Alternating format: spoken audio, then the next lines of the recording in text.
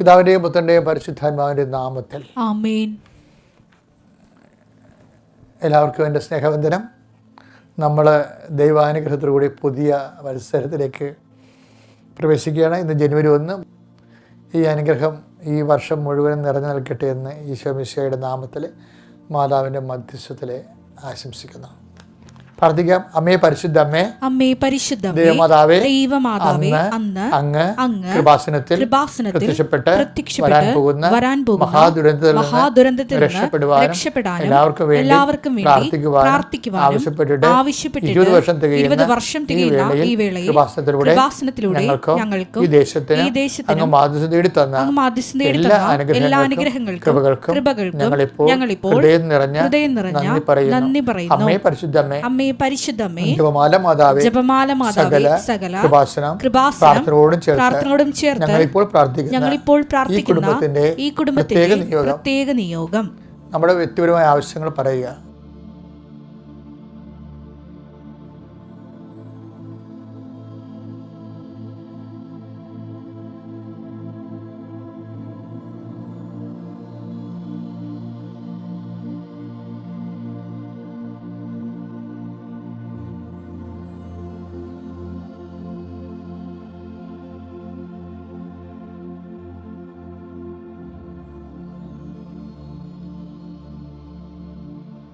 അമ്മയുടെ പ്രത്യക്ഷീകരണത്തിന്റെ ഞങ്ങൾക്ക് സാധിച്ചു തരുവാൻ കനിയണമേ. വിശ്വാസ പ്രമാണം. സർവശക്തനായ പിതാവും ആകാശത്തിന്റെയും ഭൂമിയുടെയും സൃഷ്ടാവുമായ ദൈവത്തിൽ ഞാൻ വിശ്വസിക്കുന്നു. അവിടുത്തെ ഏകപുത്രനും ഞങ്ങളുടെ കർത്താവുമായ ഈശോ മിശിഹായിലും ഞാൻ വിശ്വസിക്കുന്നു.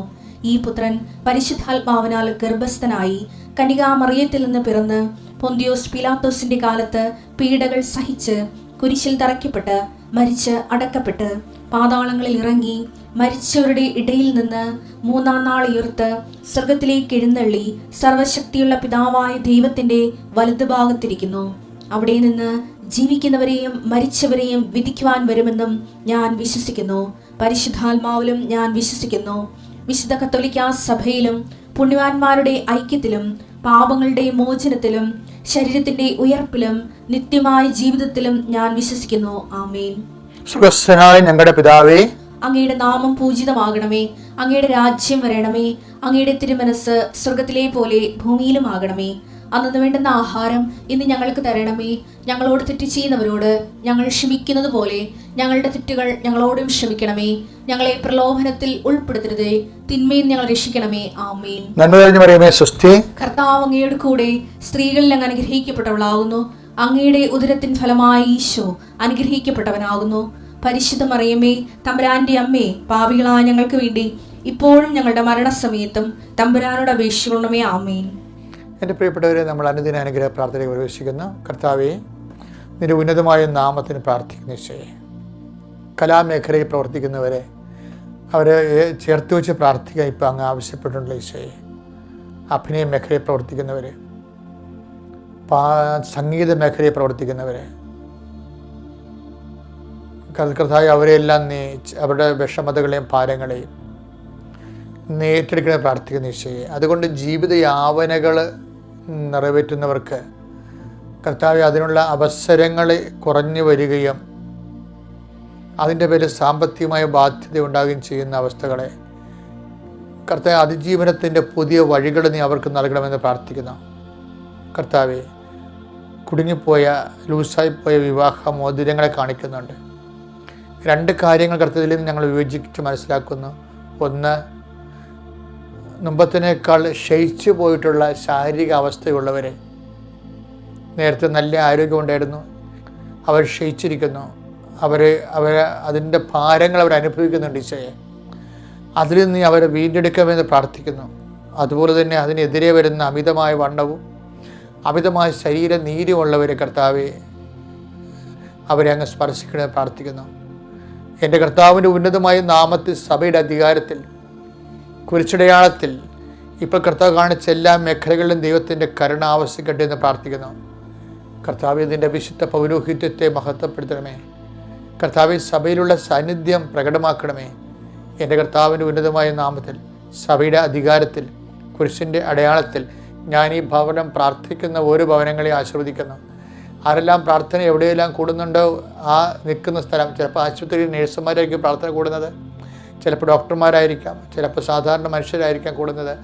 ആരെല്ലാം എവിടെ നിന്നെല്ലാം കൂടുന്നു അവരെല്ലാം ഓർത്ത് പ്രാർത്ഥിക്കുന്ന കർത്താവേ, ഏറ്റവും രോഗിയെപ്പോലെ തന്നെ മാനസികമായ വിഷമം അനുഭവിക്കുന്ന ബൈസ്റ്റാൻഡേഴ്സ്, അവർക്ക് തൊഴിലിന് പോകാൻ പറ്റണില്ല, വീട്ടിലെ കാര്യം നോക്കാൻ പറ്റണില്ല, അവിടെ ആഹാരവും അനുദിനമായുള്ള ശാരീരിക മെയിൻ്റനൻസോ ഒന്നും നടക്കണില്ല, അവരും വലതുപോലെ വല്ലാതെ വലയുന്നുണ്ട് ഈശോയെ.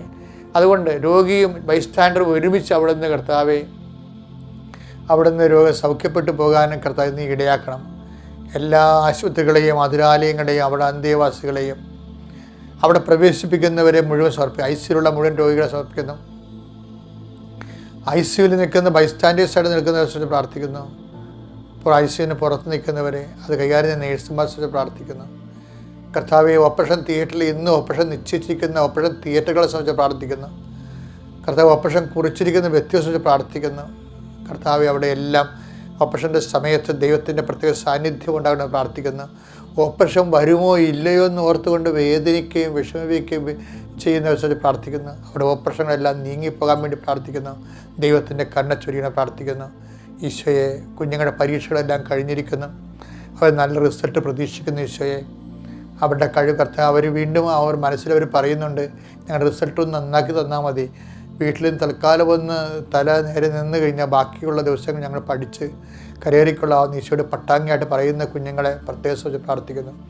ദൈവത്തിൻ്റെ കരുണ അവരിലേക്ക് ആവശ്യിക്കട്ടെ, അവർക്ക് നല്ല റിസൾട്ട് ലഭിക്കാൻ വേണ്ടി പ്രാർത്ഥിക്കുന്നു. കർത്താവ്, പഠിക്കുന്ന രാത്രിയും പകലും പഠിക്കുന്നുണ്ട്, ഈ നാശം പിടിച്ച പഠനം എന്ന് തീരും എന്നറിയാതെ അവർ വിഷമിക്കുന്നവരുണ്ട്. ഈശോയെ, അവരെ എല്ലാം ഏറ്റെടുക്കണമെന്ന് പ്രാർത്ഥിക്കുന്നു.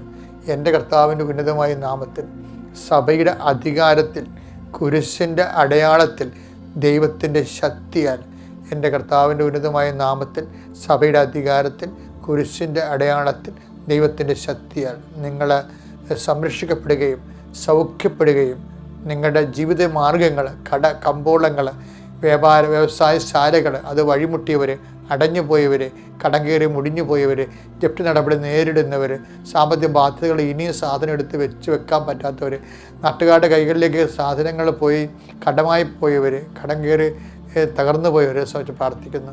ഇനിയൊരു വഴി എങ്ങനെയാണെന്നറിയാതെ വീട്ടിൽ നിന്ന് ഇറങ്ങിപ്പോയിട്ട് മക്കളുണ്ട്, തൊഴിൽ തേടി അറിയുന്ന മക്കളുണ്ട്, മത്സ്യത്തൊഴിലാളികളുണ്ട്, കർഷക തൊഴിലാളികളുണ്ട്, ഉദ്യോഗസ്ഥന്മാർ, പണ്ട് ജോലി ഉണ്ടായിരുന്നവരും ഇപ്പോൾ സസ്പെൻസിലിരിക്കുന്ന ഉദ്യോഗസ്ഥന്മാരുണ്ട്. ഈശോയെ, പല പല കാര്യങ്ങളും ജനങ്ങളുടെ സമ്മർദ്ദങ്ങളും മൂലം പല പല വിഷമതകളാൽ കർത്താവ് കഴിയുന്ന ഓരോരോ രാജ്യങ്ങളിലും നമ്മുടെ രാജ്യത്തും സംസ്ഥാനത്തുമൊക്കെ കർത്താവ് ഒരു പഠന ജോലി സംബന്ധമായ സർവീസ് പ്രോബ്ലംസ് വിശ്രമിക്കുന്നവരുണ്ട്. ഈശോയെ, അവരെല്ലാം നീ ഏറ്റെടുക്കാൻ പ്രാർത്ഥിക്കുന്നു. ഈശോയെ, കാർഷിക മേഖലകളിലെ ആവശ്യത്തിന് വളമില്ല, ചരക്കുകൾ കൊടുക്കാൻ പറ്റണില്ല, ഏലം ഇരുന്ന് പോകുന്നു, കുരുമുകൾ ഇരുന്ന് പോകുന്നു, റബ്ബർ ഷീറ്റ് കൊടുക്കാൻ പറ്റുന്നില്ല, അതിൻ്റെ പേരിൽ കടമേറി മുഴുകയും വിഷമിക്കുകയും ചെയ്തവരുണ്ട്. കർത്താവ് അവരെല്ലാം ഏറ്റെടുക്കണേ.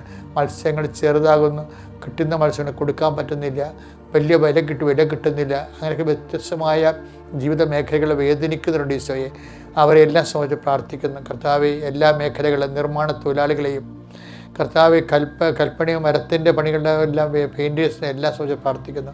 ഓട്ടോറിക്ഷ തൊഴിലാളികളെയും വാഹന തൊഴിലാളികളെയും സംബന്ധിച്ച് പ്രാർത്ഥിക്കുന്നു.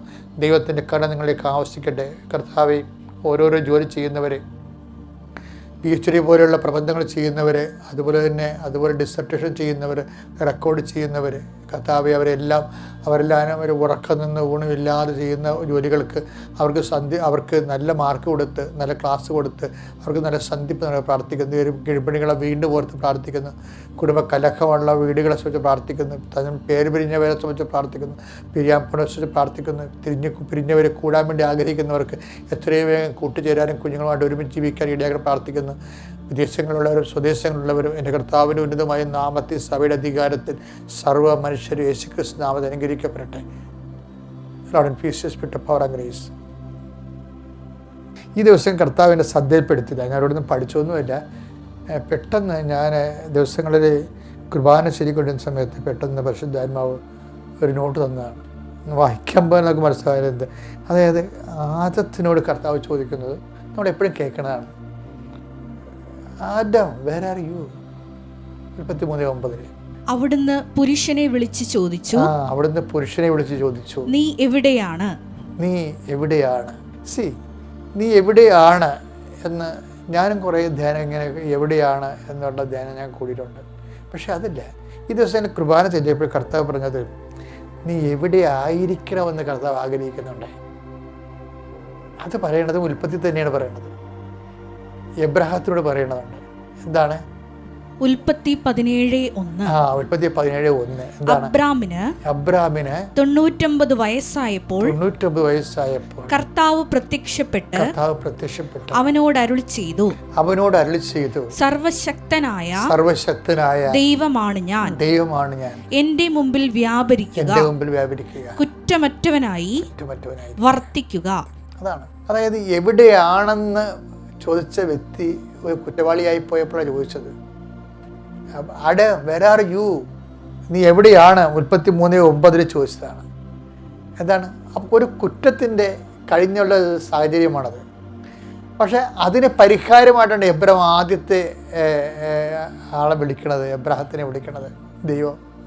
രക്ഷാകര നടപടിക്രമങ്ങൾ ചരിത്രം ആരംഭിക്കാൻ പോവുകയാണ്. അപ്പോൾ അവനോട് പറഞ്ഞിട്ടുണ്ട്, പണ്ട് ആദം കുറ്റം ചെയ്തപ്പോൾ ഞാൻ അവനോട് ചോദിച്ചു, നീ കുറ്റത്തിൻ്റെ മുമ്പിലാണല്ലോ എന്ന്.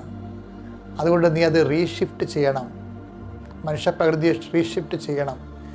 അത് എബ്രഹാമാണ് എൻ്റെ ആൾ. എബ്രഹാം പറഞ്ഞു, നീ എന്ത് ചെയ്യണം? എവിടെയെങ്കിലും ആയിരിക്കരുത്, മറിച്ച് എന്ത് ചെയ്യണം? നീ എൻ്റെ മുമ്പാകെ ആയിരിക്കണം. പിന്നെ എന്ത് ചെയ്യണം? കുറ്റമറ്റവനായിരിക്കണം. അപ്പം എൻ്റെ പ്രിയപ്പെട്ടവരെ, നമ്മളെപ്പോഴും കുറ്റമറ്റവനായി വർത്തിക്കുമ്പോൾ നീ ഏത് മതത്തിലുള്ള അയാളായാലും ശരി ദൈവത്തിന് മുമ്പിലാണ്. ക്ലിയർ അല്ലേ? അതുകൊണ്ട് തന്നെയാണ് കുറ്റം ചെയ്ത് കഴിയുമ്പോൾ ദാവീദ് പറയവേ 51:11 എടുത്ത് സങ്കീർത്തനം, അങ്ങയുടെ സന്നിധിയിൽ അങ്ങയുടെ മുമ്പിൽ നിന്ന് എന്നെ തള്ളിക്കളയരുത്, അങ്ങയുടെ പരിശുദ്ധാത്മാവിനെ എന്നിൽ നിന്ന് എടുത്തു കളയരുത്. അപ്പൊ നോക്കി, അവിടെ നോക്കിയേ. അപ്പൊ കുറ്റമില്ലാത്തൊരവസ്ഥ എന്ന് പറഞ്ഞാൽ എന്താണ്? കുറ്റമായി കഴിഞ്ഞാൽ ഓട്ടോമാറ്റിക്കായിട്ട് എന്ത് ചെയ്യും? ദൈവദൃശ്യതയും നമ്മൾ ഡിപ്രൈവായി പോകും. അതുകൊണ്ടാണ് ദാവീദിൻ്റെ കയ്യിൽ നിന്ന് കയ്യബദ്ധങ്ങൾ വന്നില്ല, പ്രലോഭനം വശംവദമായി വലിയ തിന്മകൾ ചെയ്ത് കഴിഞ്ഞപ്പോൾ പെട്ടെന്ന് അയക്കൊണ്ട ഇഫക്റ്റ് എന്താണ്? അയാൾ ദൈവദൃശ്യതയിൽ നിന്ന് നിഷ്കാസനം ചെയ്യപ്പെടാൻ പോകുന്നു എന്ന് തോന്നി. അപ്പം നിഷ്കാസനം ചെയ്യപ്പെടാതിരിക്കാൻ വേണ്ടിയുള്ള മാർഗം എന്താണ്? അനുതാപമാണ്. അപ്പോൾ ദൈവവിധരെ നമ്മുടെ ജീവിതത്തിലെ in the presence of God with heavy contrition, കർത്താവിൻ്റെ തിരുസന്നിധിയിൽ ഒരു മനുഷ്യന് അവൻ്റെ തിന്മയെക്കുറിച്ച് തന്നെ ഒരു ഏറ്റുപറച്ചിലുണ്ടായാൽ തന്നെ ഓട്ടോമാറ്റിക്കായിട്ട് അവൻ ദൈവതിരുസന്നിധി വരും. എന്നുവെച്ചാൽ നീ ദൈവതിരുസന്നിധിയിലല്ലെങ്കിൽ വരാനുള്ള ഏറ്റവും വലിയ എളുപ്പമാർഗം അനുതാപമാണ്. നിനക്കൊരു അനുതാപം ഉണ്ടായിക്കഴിഞ്ഞാൽ അതുപോലെ കുറ്റം ചെയ്യുന്ന സാഹചര്യങ്ങളിൽ നിന്ന് നീ ഒഴിവായി നിന്നുകൊണ്ട്, അത് ദൈവത്തിൻ്റെ പേരിലാണ് ഞാൻ കുറ്റം ചെയ്യുന്ന സാഹചര്യങ്ങൾ ഒഴിവാക്കണം എന്ന് നീ പറഞ്ഞാൽ നീ ഓട്ടോമാറ്റിക്കായിട്ട് ദൈവതിരുസന്നിധി വരും. അതുകൊണ്ട് ഈ ദിവസം നീ എത്ര എവിടെയെല്ലാം ആയാലും കർത്താവിൻ്റെ തിരുസന്നിധിയിലാണെന്ന് ഉറപ്പ് വരുത്തിക്കൊണ്ട് മുന്നോട്ട് പോവുക. ദൈവം നിങ്ങളെ അനുഗ്രഹിക്കട്ടെ. Praise the Lord.